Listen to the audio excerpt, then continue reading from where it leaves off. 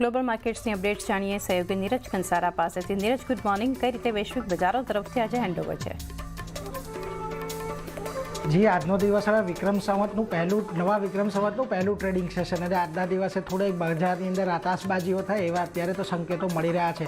જોકે જુઓ, ગઈકાલના દિવસે અમેરિકાના બજારની વાત કરીએ તો ત્યાં ઘડી તો આપણને થોડુંક પ્રોફિટ બુકિંગ જોવા મળ્યું હતું। જે પ્રકારે ઘણી બધી કંપનીઓના નેટફ્લિક્સ છે, ટેસ્લા છે, અન્ય પણ મોટી કંપનીઓના પરિણામ આવતા દેખાયા અને પરિણામની અંદર થોડીક નિરાશા જોવા મળી, જેને લઈને ખાસ કરીને ગઈકાલે અમેરિકાના બજારો તો અહીંયાથી આપણને ઘટાડા તરફી કારોબાર જોવા મળ્યા।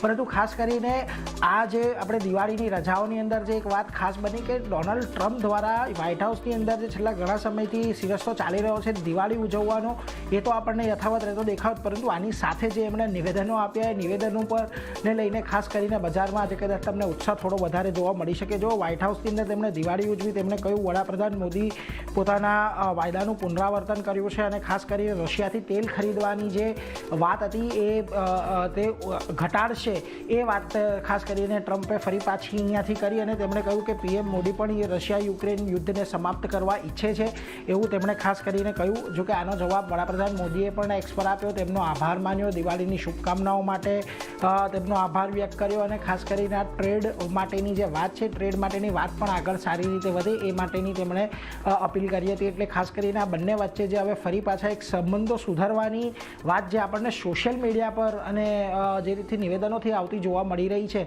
એ આજે આપણા બજારને ખાસ કરીને ઉત્સાહ આપી રહ્યું છે। જોકે આજે તમને એશિયાના બજારોની અંદર થોડું ઘણું દબાણ છે, કારણ કે જો વ્હાઇટ હાઉસનું ખાસ કરીને નિવેદન આવતું દેખાયું, ચીન પર પ્રતિબંધ લગાવવા પર વિચાર કરી શકે છે એવું તેમણે ખાસ કરીને નિવેદન આપ્યું અને પ્રતિબંધથી ચીન જરૂરી સોફ્ટવેર જે છે એનું ખાસ કરીને અહીંયાથી જે ખરીદી નહીં શકે, એટલે એક તકલીફ ઊભી થશે। જોકે સ્કોટ બેસેન્ટે પણ કહ્યું છે કે અત્યારે દરેક શક્યતાઓ પર અમે અત્યારે વિચાર કરી રહ્યા છીએ અને એ બધાની વચ્ચે તેમણે એ પણ કહ્યું છે કે ચીન પર પ્રતિબંધ પણ લાગી શકે છે, એટલે એના પર પણ એક ખાસ ધ્યાન રાખવાનું। જોકે અમેરિકા અને રશિયા વચ્ચે ફરી એક વખત થોડોક તણાવ વધતો દેખાયો છે, કારણ કે યુએસએ રશિયાના જે બે સૌથી મોટા તેલ ઉત્પાદકો છે એના પર અત્યારે ખાસ પ્રતિબંધ મૂક્યો છે। યુએસ ટ્રેઝરી ડિપાર્ટમેન્ટે આ બંને કંપનીઓને બ્લેકલિસ્ટ કર્યા છે। રશિયા યુદ્ધ સમાપ્ત કરવા પોતાના વચનને પૂર્ણ કરવામાં નિષ્ફળ ગયું છે એવું ટ્રમ્પે કહ્યું છે અને ટ્રમ્પ અને પુટિન ટૂંક સમયમાં મળવાનું વિચારી રહ્યા નથી એવું વ્હાઇટ હાઉસ તરફથી આવ્યું છે, એટલે આ ફળે મોરચે ખાસ કરીને ધ્યાન રાખવા જેવું। પરંતુ જેમ કહ્યું કે આજે જે ચીનને લઈને જે ફરી પાછું એક વખત નિવેદન આવ્યું એ બધાને લઈને આજે તમને એશિયાના બજારો એક દબાણની અંદર કામ કરી રહ્યા છે।